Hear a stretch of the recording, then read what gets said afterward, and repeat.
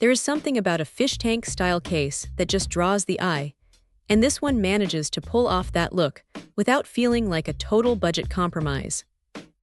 When you first pull the RUIX OV303 out of the box, the first thing that hits you is the glass.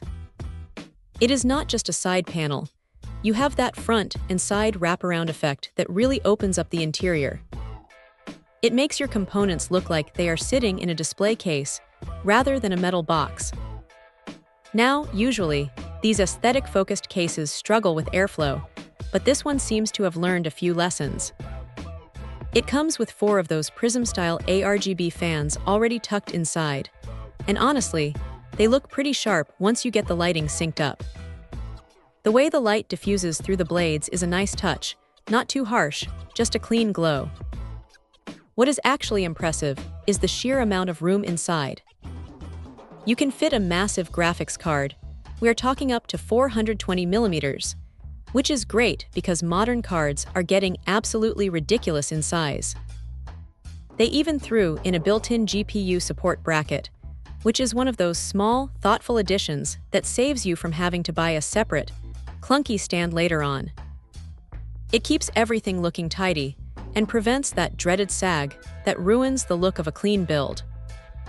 The top and bottom magnetic filters are easy to pop off and clean, which is a relief because nobody likes spending an hour with a vacuum just to get dust out of the nooks and crannies. You have plenty of options for cooling too, whether you want to go full air or slap a 360mm radiator on the top. The I/O panel on the side is well placed, and having that Type-C port right there is pretty much a requirement these days, so it is good to see they did not skip it. If there is a downside, it is that the metal panels feel a bit standard. Nothing fancy, just functional steel, but that is expected at this price point. It is a bit of a fingerprint magnet, so keep a microfiber cloth handy if you want to keep that glass looking pristine.